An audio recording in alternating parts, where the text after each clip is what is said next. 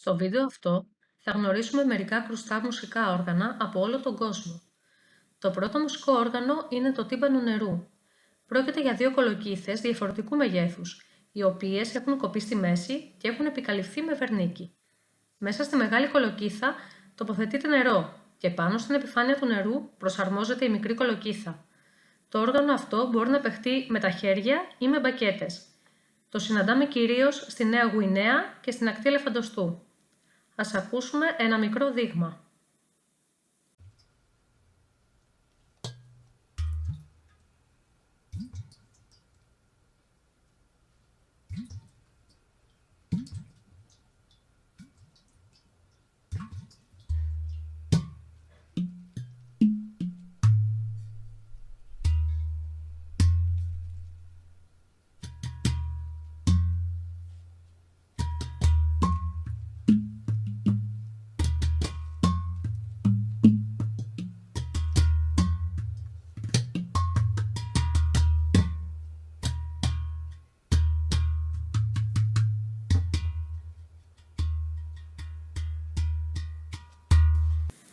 Το επόμενο όργανο που θα δούμε είναι το μπαλαφόν, το οποίο ουσιαστικά είναι ένα αφρικανικό ξυλόφωνο. Οι πλάκες του κατασκευάζονται από σκληρά, σπάνια ξύλα της Αφρικής. Οι ξύλινες πλάκες τοποθετούνται πάνω σε ένα πλαίσιο από ξύλο και μπαμπού. Στο κάτω μέρος, κάτω δηλαδή από τις πλάκες, προσαρμόζονται άδειες κολοκύθες, δημιουργώντας με αυτόν τον τρόπο μελωδικά αντυχεία. Το μπαλαφόν παίζεται απαραίτητα με μπακέτες. Είναι ένα μουσικό όργανο διαδεδομένο σε όλη την Αφρική. Ας το ακούσουμε.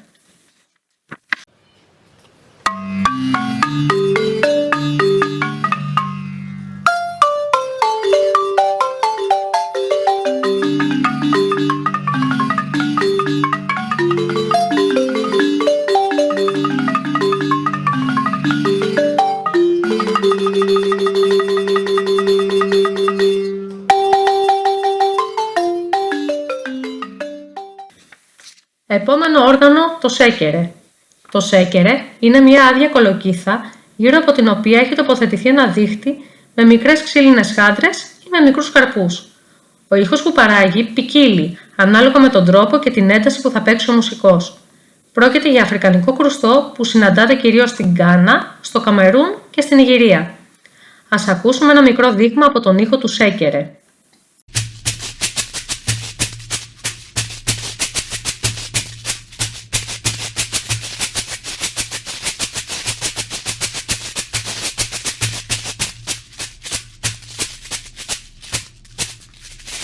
Το επόμενο μουσικό όργανο είναι η καλύμπα, η οποία άρχισε να χρησιμοποιείται αρκετά στις μέρες μας και είναι ιδιαίτερα διαδεδομένη η χρήση της σε αφηγήσεις παραμυθιών λόγω του ξεχωριστού της ήχου.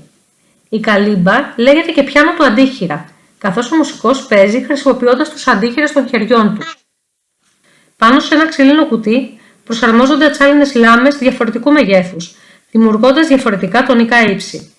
Υπάρχουν καλύμπες σε πολλά διαφορετικά μεγέθη και με διαφορετικό αριθμό λαμών.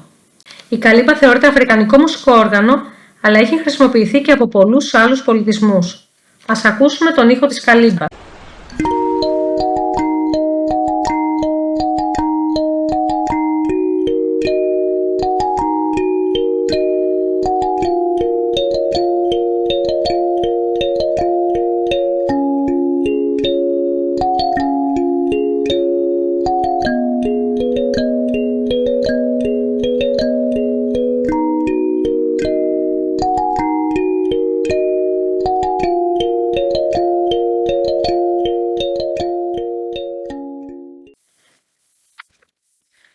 Τάμπλα.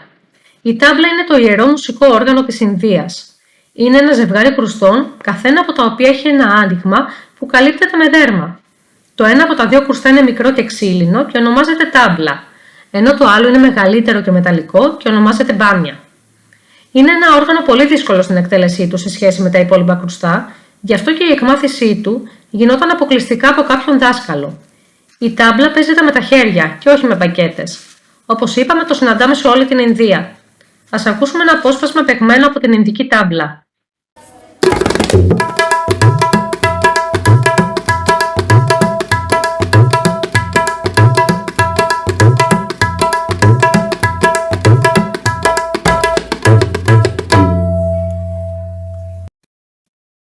Το επόμενο μουσικό όργανο είναι το μρινταγκάν.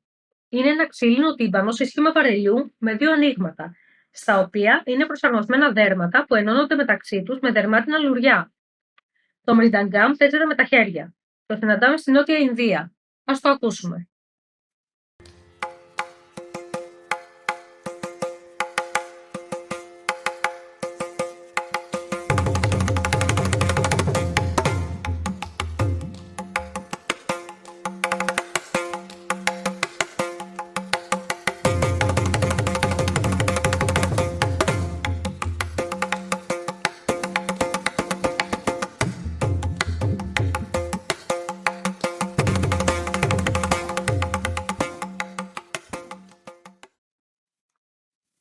Το επόμενο μουσικό όργανο είναι ένα από τα πιο γνωστά, το γκόγκ.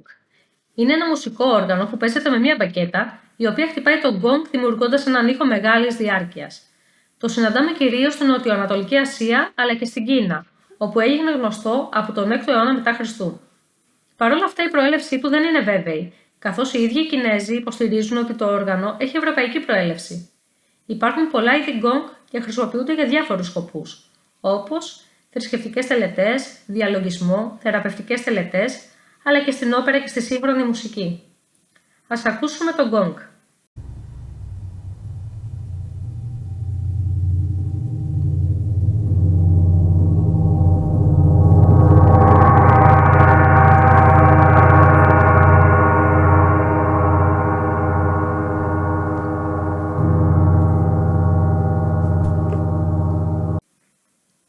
Επόμενο χρουστό, το σούρντο.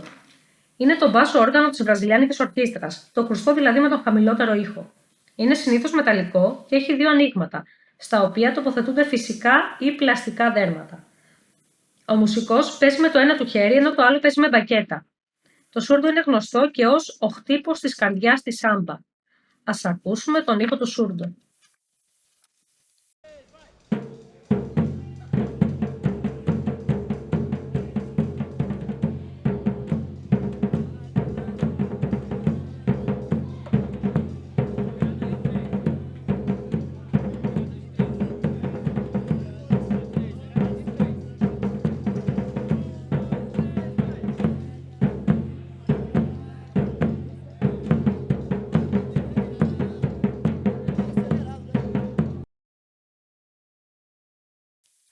Το επόμενο χρουστό είναι το ρεκορέ και το συναντάμε και αυτό στη Βραζιλία.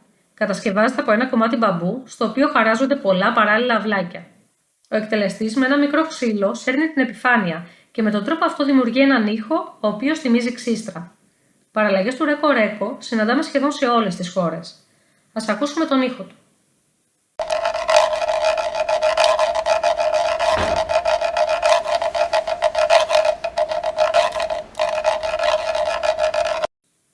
Το επόμενο χρουστό που θα γνωρίσουμε είναι το αγκόγκο.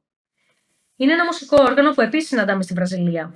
Πρόκειται για δύο μεταλλικές κουδούνες διαφορετικού μεγέθους, οι οποίες είναι ενωμένες μεταξύ τους. Η μικρή κουδούνα παράγει πιο λεπτό ήχο, ενώ η μεγάλη κουδούνα παράγει πιο χαμηλό ήχο. Ο μουσικός χτυπάει με ένα ξύλο τις κουδούνες και όταν παίζει συνδυαστικά και στις δύο παράγει πολύπλοκους ρυθμούς. Ας ακούσουμε το αγκόγκο.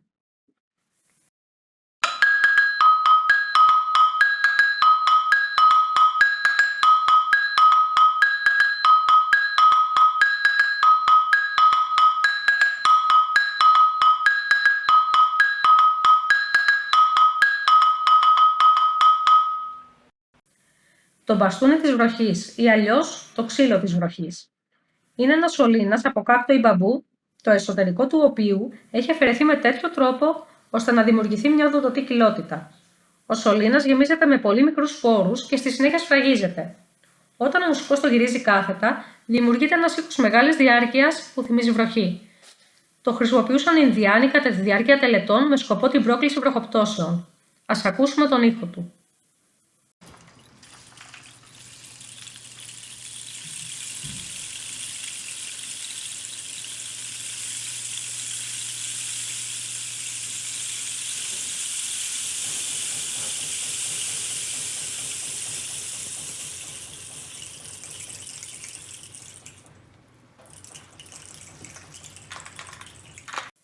Το τελευταίο χρουστό είναι τα turtle rattles. Μοιάζουν με μαράκες, αλλά κατασκευάζονται από καβούκι χελώνας, δέρμα ελαφιού και ξύλο. Είναι ινδιάνικο μουσικό όργανο που χρησιμοποιείται κυρίως για την παραγωγή ηχητικών εφέ. Ας το ακούσουμε.